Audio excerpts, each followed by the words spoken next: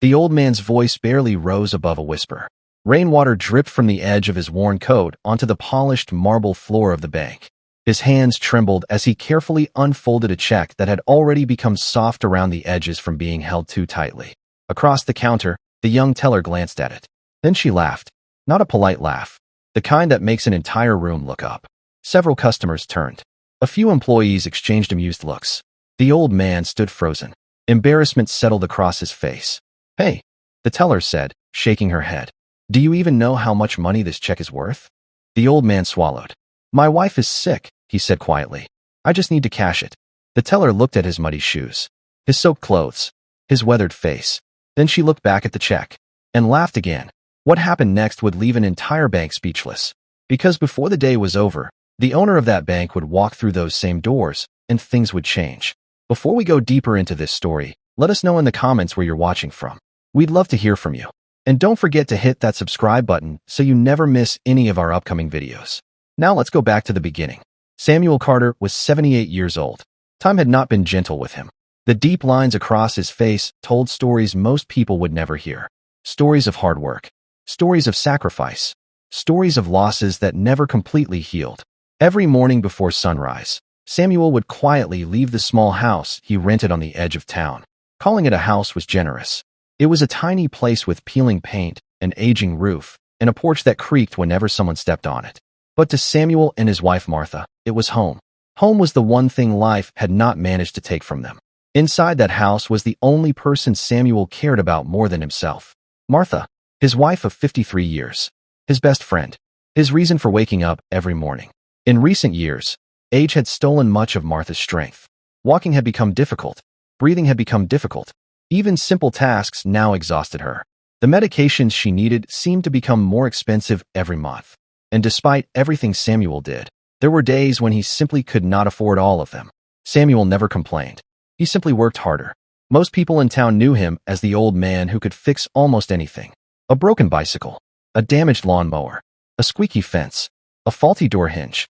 If it could be repaired, Samuel usually found a way. When repair work was scarce, he collected scrap metal. When scrap metal was scarce, he carried groceries for people leaving stores. Whatever honest work appeared, Samuel accepted it. Not because he enjoyed it, but because he had no choice. Several times each week he skipped meals without telling Martha. If there was enough food for only one person, she ate. If there was enough money for only one prescription, she received it. Samuel always found a reason why he wasn't hungry. Martha knew the truth. She simply loved him too much to argue anymore. That morning had begun like many others. Gray skies, cold wind, a sense of worry hanging over everything. But something was different. Martha looked weaker than usual. Much weaker. Samuel noticed it immediately. When she tried sitting up, she became dizzy. When she tried speaking, even her voice sounded tired. For several long seconds, Samuel sat beside her bed, watching and listening, trying not to show how frightened he was. Finally, Martha reached for his hand. "You should go to work." Martha smiled. A weak smile, but still a smile. Samuel stood, put on his old coat, checked his nearly empty wallet, and stepped outside. At that moment, he had less than $7 to his name. The next prescription Martha needed would cost almost $80. Samuel had no idea where the money would come from. But he had made a promise, and promises mattered, especially when you were running out of time. The rain started shortly after noon. Not a gentle rain, the kind that soaked through clothing in minutes. Most people hurried inside buildings. Samuel kept walking. He had spent too many years working outdoors to fear rain. Besides, stopping wouldn't solve anything. Around 1 o'clock, he turned onto a flooded road near the business district. That was when he noticed the SUV. It sat partially stranded near a large puddle. Its hood was raised. A well-dressed man stood with umbrella beside it, speaking urgently into his phone. Even from a distance, Samuel could see frustration all over his face. Several vehicles passed. Nobody stopped. Nobody offered help. Everyone had somewhere else to be. Samuel kept walking for another few seconds, then stopped and looked back. Then he sighed. Some habits never left a person. Helping people was one of them. As he approached, the businessman looked up. "I already called roadside assistance." Samuel nodded. "Looks like you'll be waiting a while." The man rubbed his forehead. "I have a meeting in less than an hour." Samuel glanced at the vehicle, then beneath it, then back at the businessman. "What happened?" he asked. The businessman explained quickly. The SUV had stalled after driving through deep water. Worse still, A waterproof document case containing important contracts had somehow slipped beneath the vehicle while he was checking the engine. The case was lodged near damaged components underneath. Attempts to retrieve it had failed. Roadside assistance still hadn't arrived. And every minute mattered. Samuel crouched slowly. Years of labor made every movement harder now. But experience remained. He examined the vehicle carefully. Then something caught his attention. A loose connection. Small. Easy to miss. Yet potentially responsible for everything. Without saying much, Samuel removed his coat and carefully slid beneath the SUV. Rainwater soaked through his clothing almost instantly. Mud covered his hands. Cold water ran down his sleeves. The businessman watched in disbelief. Nearly 80 years old, and still working underneath a vehicle during a storm. 40 minutes passed, then 50, then nearly an hour. Finally, Samuel emerged, covered in dirt, soaking wet, exhausted, but smiling. Try it now. The businessman stared, then climbed inside. The engine started immediately. The sound seemed almost impossible, but Samuel wasn't finished. A few minutes later, he also managed to free the trapped document case. The businessman opened it immediately. Every document inside remained safe. For several seconds, he simply stood there, speechless, because those documents represented a deal worth millions. A deal that would have collapsed without them. He turned towards Samuel. "How much do I owe you?" Samuel shook his head. "Nothing." The businessman frowned. "That's not happening." He reached for his wallet, opened it, then froze. "Only cards. No cash." Samuel laughed softly. "Looks like we're both broke today." But the businessman wasn't smiling. Instead, he walked back to his vehicle, returned holding a checkbook, and began writing. Samuel watched quietly. A minute later, the businessman tore out the check and handed it over. Samuel looked down, then immediately tried giving it back. "No, I can't accept this.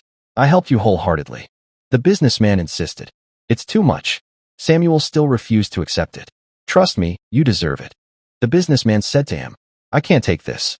Samuel was reluctant. The businessman smiled. "Yes, you can. A man your age helped me when everyone else just moved along. It's my token of appreciation." Samuel stared at the amount again. His eyes widened. The number felt unreal. The kind of money that could solve problems he had been carrying for months. "I only helped with a car," Samuel said in disbelief. The businessman shook his head. "No."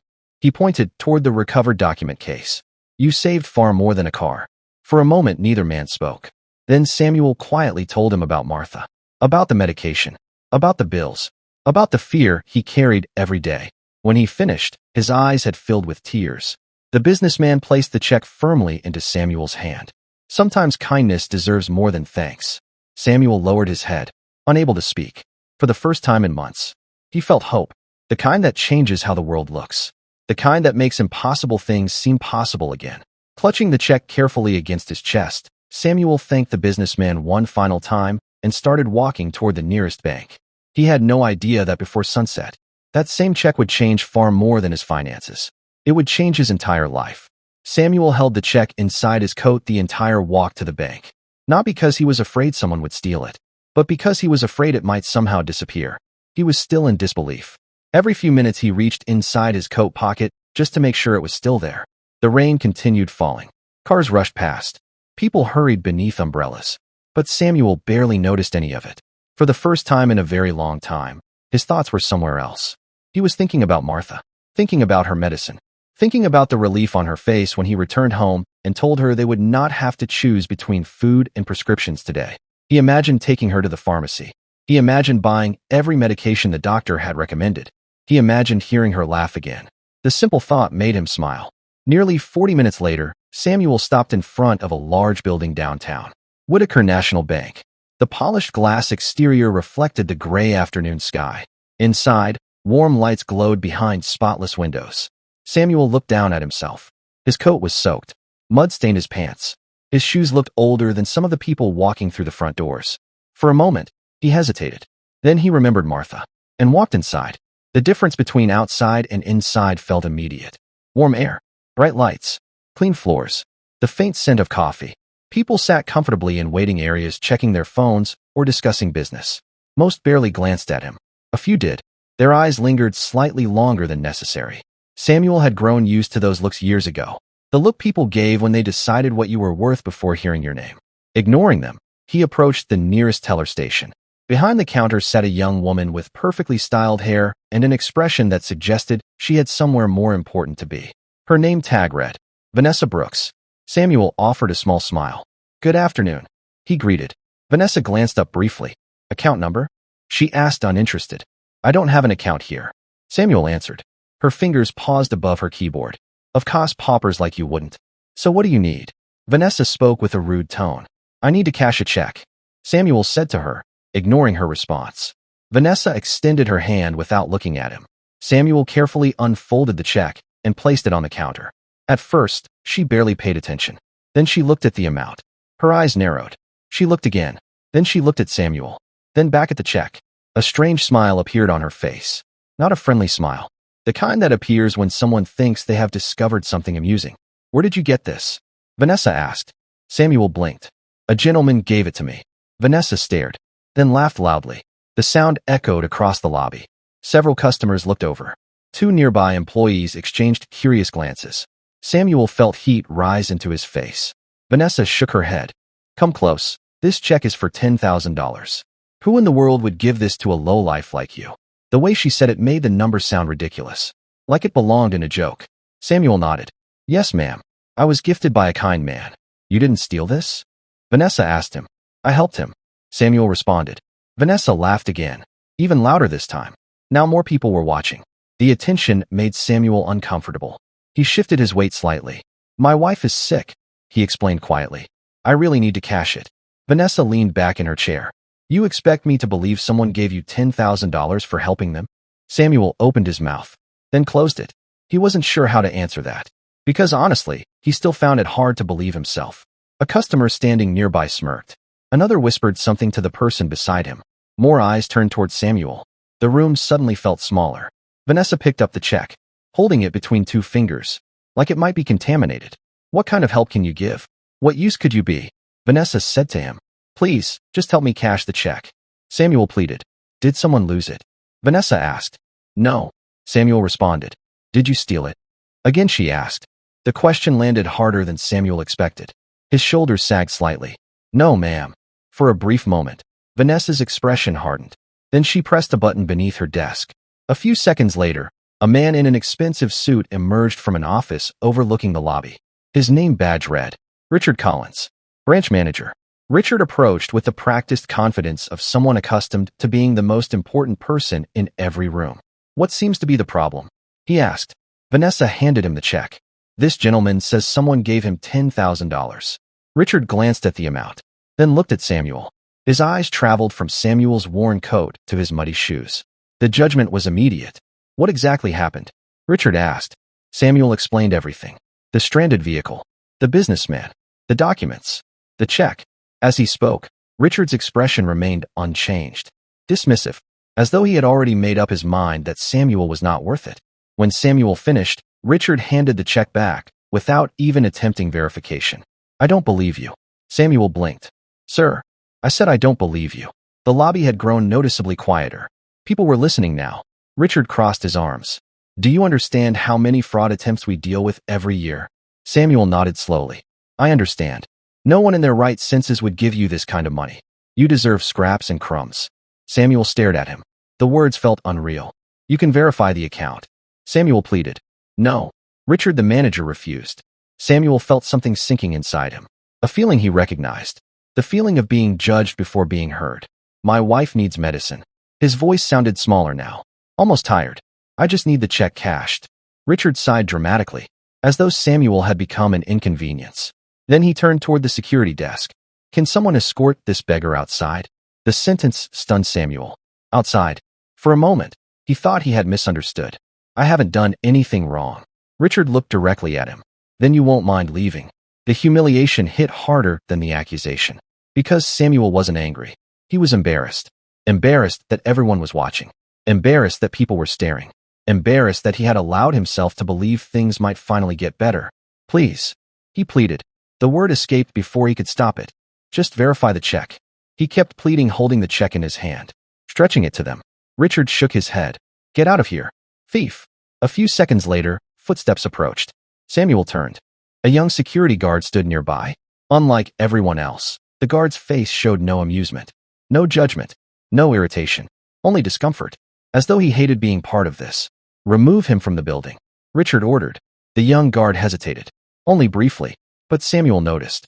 Then the guard spoke quietly. Sir, if you'd come with me. Samuel looked around one final time. At the customers. At the employees. At Vanessa. At Richard.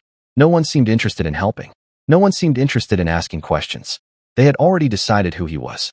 Slowly, Samuel folded the check, placed it back inside his coat, and walked toward the exit. The rain greeted him immediately. Cold. The automatic doors closed behind him. Inside, life continued. Conversations resumed. Computers clicked. Customers returned to their business. As though none of it had happened, Samuel stood beneath the overhang for several seconds, unsure what to do next. His wife still needed medicine. The check was still real. Yet somehow he felt further away from help than when the day had begun. Eventually, he lowered himself onto a bench near the edge of the building. Rain blew sideways, soaking part of his coat. Cars passed. People entered and exited the bank. Most never looked at him. Those who did quickly looked away. Samuel stared at the wet pavement, then at the check inside his hands. $10,000. Enough to change everything. Yet at that moment it felt completely useless. For the first time all day, doubt began creeping into his mind. Maybe this had been a mistake. Maybe hope had arrived only to leave again. And as the rain continued falling around him, Samuel sat alone outside the bank, wondering how he was going to explain any of this to Martha. The rain had eased slightly. Then Daniel, the security guard, returned with a paper cup of hot coffee and a small sandwich he had purchased from a nearby vendor. Samuel was still sitting exactly where he had left him, shoulders hunched beneath the oversized security jacket, clutching the check as if it were the only thing keeping him from falling apart completely. Daniel handed him the food. Samuel stared at it for a moment before accepting it. Thank you, he whispered. For several seconds, neither man spoke. Samuel carefully unwrapped the sandwich and took a small bite. It was obvious he was hungrier than he wanted to admit. Daniel watched quietly. The old man ate slowly, almost respectfully, as though every bite carried value. You haven't eaten today, have you? Daniel finally asked. Samuel smiled weakly. Not much. Daniel nodded. He had suspected as much. After another few moments, Samuel looked toward the dark sky. You know, he said softly, my wife always gets angry when I skip meals. Daniel smiled. Sounds like she cares about you. Samuel chuckled. She's been caring about me for 53 years. His eyes softened. Even now. Then the smile faded. Even when she's too weak to stand. Daniel looked down.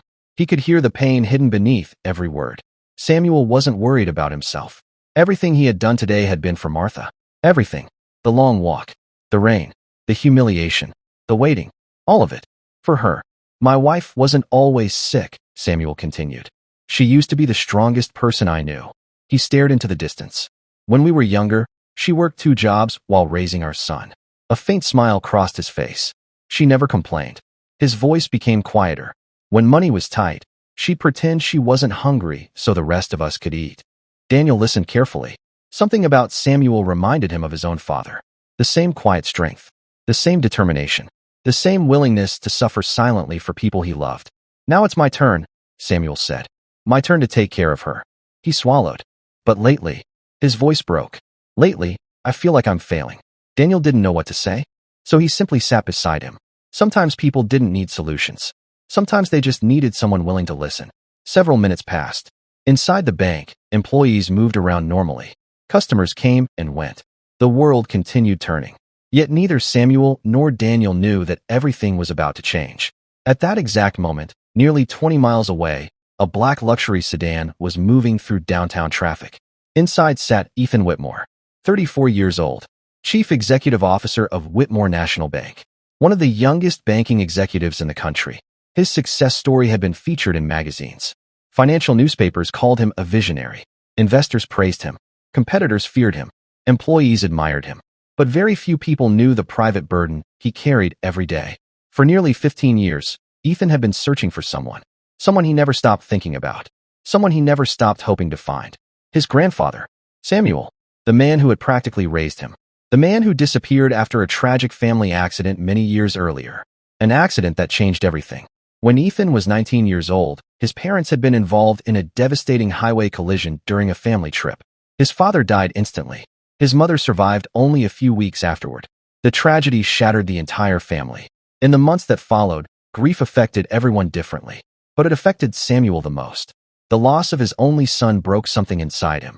Doctors later discovered that the trauma had triggered severe memory problems. Combined with a minor brain injury Samuel suffered during the aftermath of the accident, his condition worsened over time. One day he simply left. No destination. He disappeared. For years, Ethan searched. Private investigators. Police reports. Missing person databases. Nothing. Every lead ended in disappointment. Every phone call ended in frustration. Eventually life moved forward. College. Career. Business. Success. Yet one question remained unanswered. What happened to Grandpa? That question had followed him into adulthood. Even now. Even after becoming CEO. Even after building a life most people only dreamed about. A photograph still sat inside his office desk. A picture of him at age 8 sitting on Samuel's shoulders at a county fair. Whenever things became difficult, Ethan looked at that photograph. Because Samuel had taught him something important. Treat people with dignity. No matter who they are. No matter how much money they have. No matter what they look like. Respect costs nothing. Those lessons helped shape the leader Ethan eventually became. Or at least the leader he tried to become. As the sedan approached the branch, Ethan glanced at his assistant. What branch are we visiting first? Downtown Central, sir. The assistant responded. Ethan nodded. Routine inspection. Nothing unusual. At least that's what he thought. Meanwhile, back at the branch, Richard Collins was standing inside his office feeling proud of himself. The incident with Samuel was already forgotten. As far as Richard was concerned, he had protected the bank from a thief and a beggar. So he thought. The teller Vanessa felt exactly the same. She was currently telling another employee about the old man. Both laughed. Neither felt any guilt. To them, Samuel was simply another inconvenience. Another poor customer. Another person they believed didn't belong in their world. Outside, Daniel checked his watch. His shift still had several hours remaining. Samuel had finished eating. Color had slowly returned to his face. Thank you, Samuel said to Daniel. Anybody would have done the same. Daniel responded with a kind smile. Samuel smiled. No. He shook his head. Not anybody. His eyes drifted toward the bank entrance. We both know that. Daniel looked away. Because unfortunately, Samuel was right. Not everybody would have helped. Many people had seen him today. Most chose to ignore him. Some mocked him. Others judged him. Only one person stopped. Only one person cared. And that person happened to be earning barely enough money to support himself. Life had a strange way of revealing character. Sometimes the people with the least gave the most. A few minutes later, several luxury vehicles suddenly pulled into the bank parking lot. Daniel immediately stood. Employees inside straightened their posture. Panic spread through management. Because everyone recognized the convoy. The CEO had arrived. Ethan Whitmore stepped out of the lead vehicle wearing a dark suit. Professional, confident, and focused. The kind of presence that instantly commanded attention. Richard practically ran toward the entrance. Vanessa quickly adjusted her appearance. Employees hurried to look busy. Everyone wanted to make a good impression. Nobody noticed Ethan's eyes briefly scanning the property. Nobody noticed him glance toward the covered area near the side entrance. Nobody noticed him see an elderly man sitting there. Not yet. Because at that moment, Ethan was being escorted inside the branch. And within the next few minutes, a simple document would land on his desk. A document containing a name he had not seen in years. A name that would stop him cold. A name that would change everything. Ethan Whitmore had visited dozens of branches over the years. Most inspections followed the same pattern. He would arrive, review performance reports, speak with managers, examine customer service records, and leave with a clearer picture of how the bank was operating. It was routine, predictable, efficient. On this particular afternoon, he expected nothing different. As he entered the conference room, senior staff quickly gathered around the large table. Richard Collins stood at the front with a confident smile, eager to impress the CEO. Numbers were presented. Growth charts appeared. Quarterly targets were discussed. Employees spoke carefully, choosing every word with caution. Ethan listened politely, but something felt off. He couldn't explain it. Years in business had taught him to trust instinct. Sometimes a problem appeared long before evidence revealed it. As Richard continued speaking, Ethan's attention shifted toward a folder sitting near the edge of the table. Customer incident reports. Routine paperwork. Normally, he would review them later. For some reason, he reached for them immediately. The room continued talking as Ethan quietly opened the folder. The first report involved a debit card dispute. Nothing unusual. The second involved a complaint about account access. Again, routine. Then he reached the third report. His eyes moved across the page. He saw the customer name. Everything stopped. The room suddenly felt silent. The words blurred for a second. Ethan stared at the page. then read it again. His heartbeat accelerated. No, it couldn't be. For 15 years he had searched. For 15 years every lead had gone nowhere. For 15 years every possibility had ended in disappointment. Slowly, Ethan looked up. Who filed this report? The room became quiet. Richard immediately answered. I did, sir. Ethan's eyes remained fixed on him. What happened? Richard straightened confidently. Just some beggar who stole a check. Ethan felt something tighten inside his chest. Explain. Richard shrugged casually. An elderly man came in with a suspicious check. Claimed he wanted to cash it. Ethan lowered his gaze back to the report. The description matched. Male. Late 70s. Gray hair. Worn clothing. Found carrying a large check. His stomach dropped. Richard continued speaking. We handled it quickly. What do you mean by handled it? Ethan asked. The room grew noticeably tense. Richard laughed lightly. Nothing serious. We removed him from the premises. Ethan slowly looked up. Removed him? Yes. Richard answered. Did anyone verify the check? Ethan asked. Richard hesitated. No. The room suddenly felt colder. Ethan leaned forward. Did anyone contact the issuer? No. Richard answered. Did anyone check the account? Ethan again asked. No. Ethan stared at him. For several long seconds nobody spoke. Then Ethan asked the question. Where is he now? Ethan asked. Richard looked confused. Probably gone. Sir. At that exact moment, Daniel could be seen through a side window sitting beside Samuel under the covered area outside. One of the assistant managers glanced toward the glass. I think he's still outside. Ethan immediately stood. The sudden movement startled everyone. Without another word, he walked toward the exit. Richard hurried after him. So, sir, about the quarterly reports. Ethan ignored him. His pace increased. Every step felt heavier than the last. Because deep inside, hope and fear were colliding. What if it wasn't him? What if this was another disappointment? What if he got close only to discover he was wrong? The questions raced through his mind. Then he stepped outside and saw him, an elderly man sitting beneath the shelter. Thin, exhausted, wearing a security guard's oversized jacket, holding a paper cup of coffee, holding a check. For a moment, Ethan couldn't breathe. The years disappeared. The expensive suit disappeared. The bank disappeared. All he saw was the man who used to lift him onto his shoulders. The man who taught him how to ride a bicycle. The man who taught him how to shake someone's hand properly. The man who taught him kindness.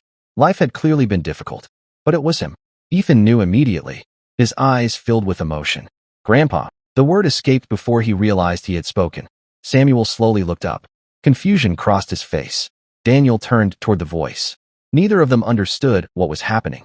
Ethan took another step forward. Grandpa. Samuel stared at him. The young man standing before him looked familiar. Painfully familiar. But he couldn't place the face. Not immediately. Years of memory problems had stolen pieces of his past. Fragments remained. Others had faded. Ethan slowly knelt beside him. His voice trembled. It's me. Samuel blinked. Ethan swallowed hard. It's Ethan. The old man's eyes widened slightly. The name touched something buried deep within him. Something distant. Something forgotten. Ethan reached into his wallet. Carefully. Slowly. Then he pulled out an old photograph. The same photograph he carried everywhere. A little boy sitting on an older man's shoulders at a county fair. Samuel stared. His hands began to shake. The photograph unlocked something. A memory. Pieces suddenly started connecting. The little boy. The fair. The laughter. The family trips. The fishing trips. The birthdays. The nickname. His lips trembled. Ethan. The young billionaire smiled through tears. Yeah. Samuel's eyes filled instantly. For several seconds neither moved. Neither spoke. Then Samuel reached forward. And Ethan embraced him. The years disappeared. 15 years of searching. 15 years of loss. 15 years of wondering. All crashing together in one emotional moment. Nearby employees watched through the windows. Complete silence filled the branch. Nobody understood what they were seeing. Vanessa stepped closer to the glass. Richard froze. The assistant managers exchanged confused looks. Outside, Samuel held on to Ethan as though he were afraid he might disappear again. I thought I'd never see you. His voice cracked. Ethan could barely answer. I've been looking for you for years. Samuel lowered his head. Tears streamed down his weathered face. So many things. I couldn't remember. I know. I tried. I know. The words were simple, but they carried years of pain, years of regret, years of longing. Daniel stood nearby, speechless. He had no idea that the old man he bought lunch for was connected to the CEO. No idea the reunion he was witnessing would become one of the most important moments of his life. Eventually, Ethan pulled back. His eyes moved toward Samuel's soaked clothes, toward the worn shoes, toward the check still clenched tightly in his hand. Then he noticed something else. Samuel looked worried. Not relieved. Not excited. Worried. Ethan frowned. "Grandpa, what's wrong?" Samuel immediately thought of Martha. "The medicine." Ethan blinked. "What medicine?" "My wife. Your grandma." His voice shook. "She's very sick." Everything came rushing back.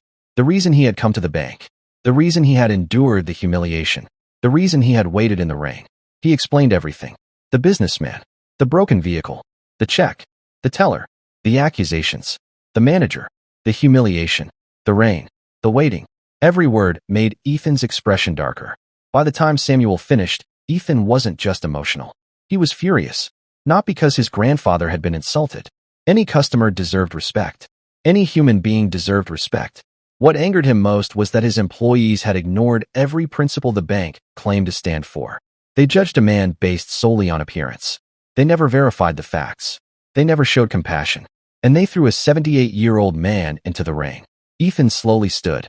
His jaw tightened. Then he turned toward the bank entrance. Inside, dozens of nervous employees were already watching, waiting, wondering.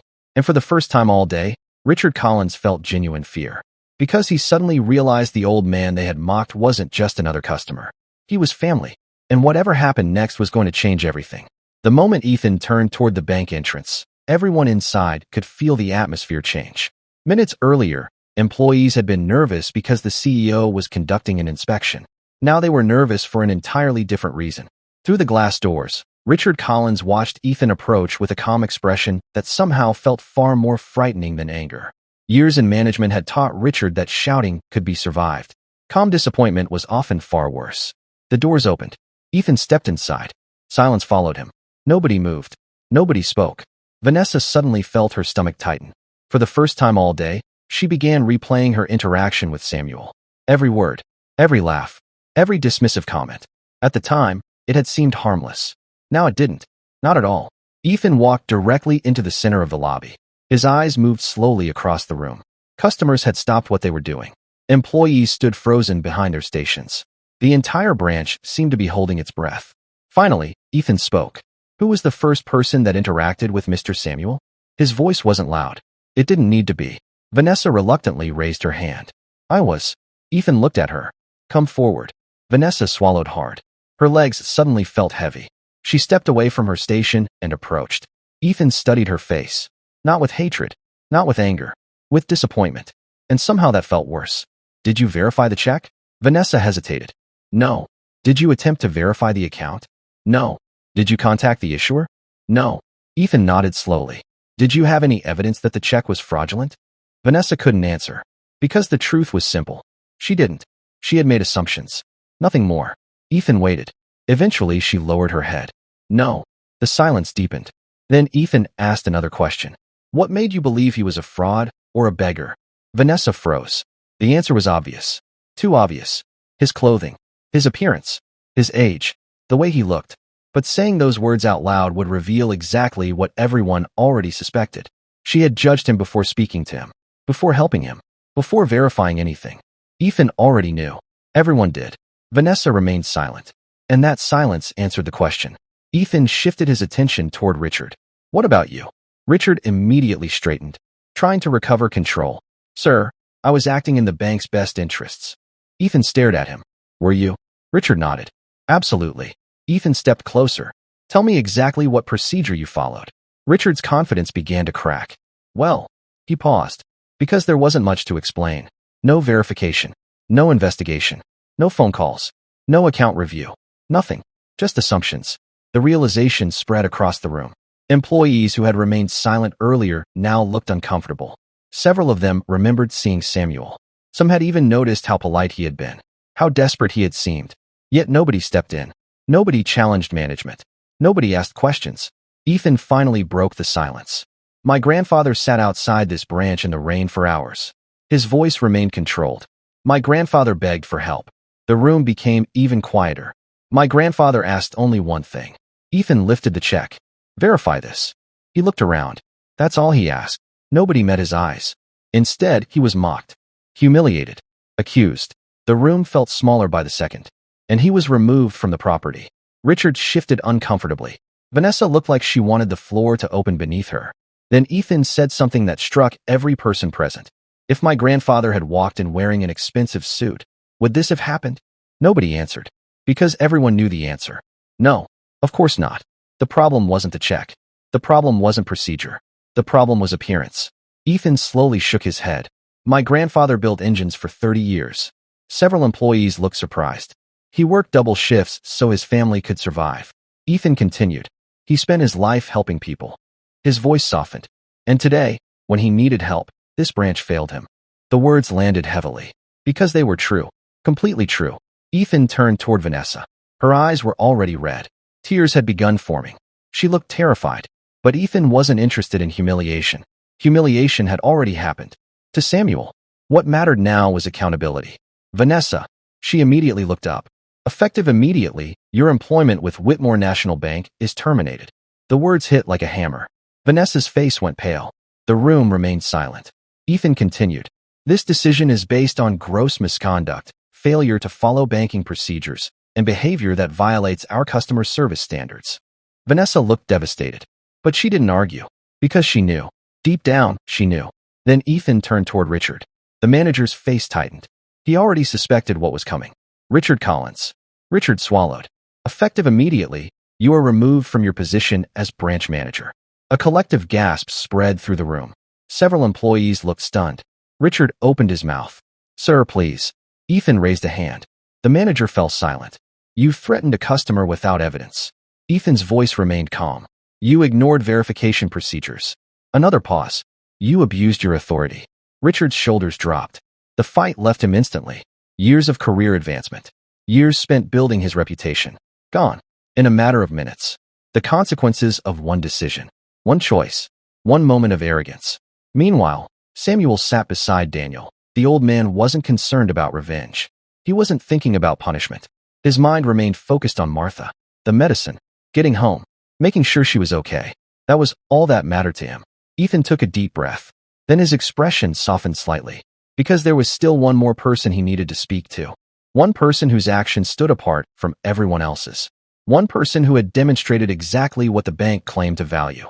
Where is the security officer who helped my grandfather? Daniel's name was mentioned immediately. Several employees pointed toward the entrance. Ethan smiled faintly. For the first time since arriving, a genuine smile. Because while today had revealed some ugly truths, it had also revealed something good.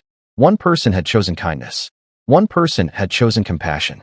One person had treated Samuel like a human being, without expecting anything in return. And Ethan intended to make sure that act of kindness would never be forgotten. Daniel stepped forward, confused and uncertain. He had no idea why the CEO wanted to see him. No idea that his life was about to change. No idea that the simple decision to share a sandwich and a jacket with a stranger would open a door he had dreamed about for years. And as every employee in the branch turned to look at him, Daniel suddenly felt more nervous than he had ever felt in his entire life. Daniel paused near the entrance, uncertain whether he should continue walking. Every pair of eyes in the branch seemed focused on him. Customers, employees, managers, everyone. Just a few hours earlier, he had been standing outside in the rain performing his normal duties. Now he was standing in front of the CEO of one of the largest banks in the country. He felt completely out of place. Ethan noticed his discomfort immediately. Daniel, right? Daniel nodded. Yes, sir. Ethan extended his hand. The gesture surprised everyone, especially Daniel. Slowly, Daniel shook it. Thank you, Ethan said. Daniel looked confused. For what, sir? For treating my grandfather like a human being. The room became silent again. Daniel lowered his eyes. It wasn't anything special. Ethan smiled. That's where you're wrong. The young CEO looked around the room. What he did today should have been normal. He paused. But unfortunately, it wasn't. Nobody argued. Because once again, Ethan was telling the truth. Daniel had simply shown kindness. Yet that simple act stood in sharp contrast to how everyone else had behaved. Ethan motioned toward a chair. Come sit down. Daniel hesitated. Sir, I'm still on duty. A few employees almost smiled. Even now, Daniel was worried about following procedure. Ethan nodded. You're off duty for the rest of the day. A nervous laugh spread through the room. Daniel slowly sat down. His heart was pounding. Ethan sat across from him. My grandpa told me you stayed with him. Daniel nodded. Yes, sir. He told me you bought him food. Daniel shrugged. He looked hungry. He told me you gave him your jacket. Daniel glanced toward the floor. It was cold outside. And the money? Daniel looked embarrassed. It wasn't much. Samuel had already mentioned that part too. The small amount Daniel had given him was barely enough to cover a modest meal. Yet considering Daniel's salary, it represented real sacrifice. Ethan folded his hands. Why did you help him? Daniel looked genuinely surprised by the question. The answer seemed obvious. Because he needed help. For several seconds Ethan said nothing. The simplicity of the answer spoke volumes. Not because Daniel expected a reward. Not because he knew who Samuel was. Not because he hoped to gain something. He simply saw someone suffering and decided to help. That was it. No hidden motive. No personal benefit. Just kindness. The kind of kindness that had become increasingly rare. Ethan smiled. What are your career goals? Daniel blinked. The question caught him off guard. My career goals? Yes. Daniel hesitated. Then he laughed nervously. Honestly. Daniel looked around. Half the branch was listening. My dream was always to work in banking. Ethan nodded. Go on. I studied finance in college. Several employees looked surprised. Ethan raised an eyebrow. You studied finance? Daniel nodded. Yes, sir. What happened? Daniel smiled weakly. Life. The answer carried years of disappointment. His father had become ill shortly after graduation. Medical bills piled up. His family needed immediate income. Instead of pursuing internships and management programs, Daniel took the first steady job he could find. Security work. The plan had been temporary. A few months. Maybe a year. Then life kept happening. Responsibilities increased. Opportunities disappeared. Years passed. The dream remained. But it always felt just out of reach. Ethan listened carefully, then asked another question. If given the opportunity, would you still want to work in management? Daniel didn't hesitate. Absolutely. For the first time, genuine excitement appeared in his voice. The dream was still alive. Even after all these years. Ethan leaned back. I reviewed your personnel file before coming down. Daniel looked surprised. You did? Ethan nodded. Outstanding attendance. Daniel remained silent. Excellent performance reviews. More silence. No disciplinary issues. Several employees exchanged glances. They hadn't known Ethan had already looked into Daniel's record. The CEO continued. Your supervisors consistently describe you as dependable, professional, and trustworthy. Daniel wasn't sure where this conversation was going, but his nervousness was growing. Ethan smiled. Those are qualities I value.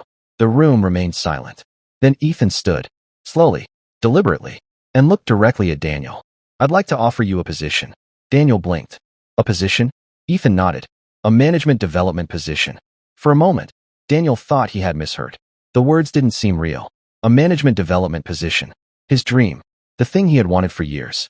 The thing he had quietly stopped believing would ever happen. The room was completely silent. Daniel stared. Ethan continued. The bank will cover your training. Daniel couldn't speak. We'll enroll you in our leadership development program. Still silence. Upon successful completion, you'll move into assistant management. Daniel's eyes widened. Employees around him looked stunned. But Ethan wasn't finished. And based on your qualifications and record, I believe you'll advance quickly. Daniel looked overwhelmed. Years of frustration. Years of sacrifice. Years of watching opportunities pass by. Suddenly something was changing. Something real. Something life-changing. His voice finally returned. Sir. He paused. Emotion filled his throat. Are you serious? A few people smiled. The question sounded almost childlike, as though Daniel couldn't believe what he was hearing. Ethan nodded. Very serious. Daniel lowered his head. For several moments he couldn't speak. Then he quietly wiped his eyes. The room watched. Many employees felt emotional themselves. Not because of the promotion, because they understood what it represented. Recognition. Validation. Hope. Sometimes all people needed was one person willing to believe in them. Ethan stepped closer. You treated my grandfather with dignity when nobody else did. Daniel looked up. But this isn't charity. The CEO's tone became firm. You earned this. That distinction mattered. Daniel wasn't being rewarded because of luck. He wasn't receiving special treatment. He was receiving an opportunity because his actions reflected the character the bank should have valued all along. Character. Integrity. Compassion. Those qualities mattered. Far more than appearance. Far more than titles. Far more than status. Samuel watched. A smile slowly appeared on the old man's face. Because somehow he already knew. Good things were finally happening to a young man who deserved them. For the first time that day, Samuel felt peace. Not because justice had been served. Not because his grandson had found him. Not because the check would finally be cashed. But because kindness had been recognized. And in a world that often rewarded the wrong things, that mattered. Very few people get to see goodness acknowledged. Samuel was witnessing it firsthand, and the day still wasn't over. Because before he left that bank, there was one final chapter waiting. A chapter involving Martha, the wife who still had no idea where Samuel was. The wife who had spent the entire day worrying. The wife whose life was about to change forever. As soon as Ethan finished speaking with Daniel, he walked back outside. Samuel immediately stood. "Son, I need to get home." Ethan smiled softly. "I know. Martha will be worried." "I know." Samuel looked embarrassed. "I don't mean to rush." Ethan placed a hand on his shoulder. "You're not rushing." Then he held up the check. "And you're not leaving until we take care of this." For the first time all day, Samuel allowed himself a small laugh. A genuine laugh. One that hadn't appeared in a very long time. Minutes later, employees who had ignored Samuel earlier now stepped aside respectfully. Customers watched quietly. The same old man who had been thrown out a few hours earlier was now walking through the center of the bank alongside its owner. Yet Samuel looked exactly the same. The same worn coat. The same weathered face. The same tired shoes. Nothing about him had changed. Only people's perception of him had. And that was perhaps the saddest lesson of all. Ethan guided him to a private office. Senior banking staff verified the check within minutes. Just minutes. The very process Samuel had begged for earlier. The very process Richard and Vanessa refused to perform. The check was completely legitimate. Every dollar. Every signature. Every detail. The businessman who had written it was contacted directly. He confirmed everything immediately. In fact, he seemed surprised anyone had questioned Samuel at all. When the funds were finally approved, Samuel simply stared at the number. His hands trembled. Not because of the money. Because of what it meant. The medication. The specialist appointments. The care she needed. For the first time in months, maybe years, he could stop worrying about how to pay for tomorrow. Tears filled his eyes. "Thank God." That was all he said. 3 simple words. Thank God. Ethan sat beside him. The successful businessman. The billionaire. The CEO. And yet in that moment, he felt like a little boy again. A grandson sitting beside his grandfather. He reached into his pocket, pulled out his phone, and made a call. Within minutes, arrangements began moving faster than Samuel could comprehend. A private medical consultation was scheduled for Martha. Transportation was arranged. Specialists were contacted. Prescriptions would be reviewed. Any treatment she needed would be covered. Samuel kept trying to interrupt, trying to protest, trying to explain that it was too much. Ethan wouldn't hear it. "You took care of this family your entire life." Samuel looked down. "It's my turn now." The words broke whatever emotional wall Samuel still had standing. For years, he had carried the burden alone. For years, he had believed everyone was gone. For years, he had lived with the quiet sadness of loss. Now, sitting beside Ethan, he realized something important. Family had found its way back. Outside the office, Daniel was preparing to leave for the day when Ethan called him over. The young security guard entered nervously. Samuel immediately smiled. "Daniel." "Sir." Samuel stood, then surprised everyone by pulling Daniel into a hug. A real hug. The kind given by someone deeply grateful. "You helped me when nobody else would." Daniel smiled awkwardly. "You would have done the same for me." Samuel nodded. Ethan handed Daniel a folder. Inside were the details of the leadership program.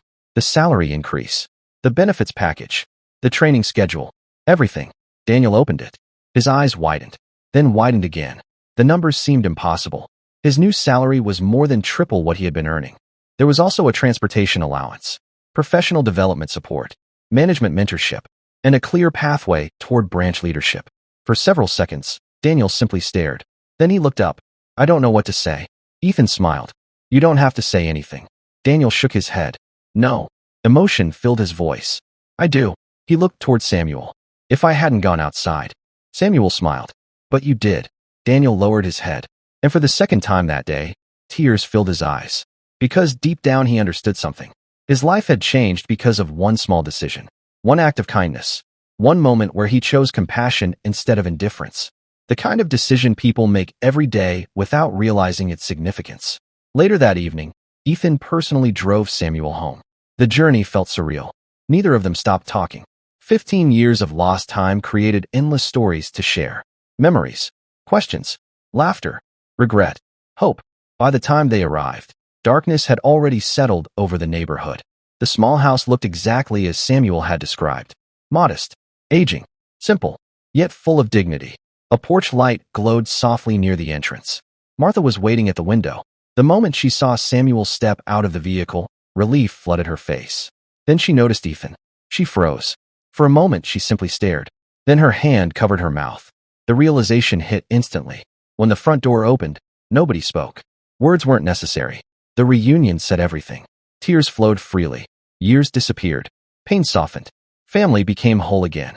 And for the first time in a very long while, that small house felt full. Weeks later, Martha's health began improving. The treatments helped. The medications worked. Her strength slowly returned. Samuel no longer needed to skip meals. No longer needed to collect scrap metal every day. No longer needed to worry about choosing between food and medicine. Ethan became a constant presence in their lives, visiting often, sharing meals, making up for lost time. Meanwhile, Daniel began his management training program. And true to Ethan's prediction, he excelled. The same qualities that made him a good security guard made him an exceptional leader. People trusted him, respected him, followed him. Years later, he would eventually become one of the most respected branch managers in the entire company. Not because he was the smartest person in the room, but because he never forgot what it felt like to sit beside someone who needed help. Perhaps the real lesson in Samuel's story is that the wealthiest person wasn't the businessman who wrote the check. It wasn't the billionaire who owned the bank. And it certainly wasn't the manager who thought authority made him important. The richest person in this story was the young security guard who gave away his lunch, his jacket, and his time to a stranger sitting alone in the rain. Because true character appears before the reward, not after. Anyone can be kind when there is something to gain. Real kindness happens when nobody is watching, when there is no audience, no recognition, no promise of reward, just a choice, a simple choice, to help. And sometimes, that single choice changes more lives than we could ever imagine. As we wrap up today's story, we'd love to hear from you. What stood out to you in this story? Share your thoughts in the comments below. And if this story touched your heart, don't forget to like this video, subscribe to the channel, and turn on notifications so you never miss another powerful story. Until next time, remember this. You never truly know who someone is, but you always have the opportunity to show them kindness.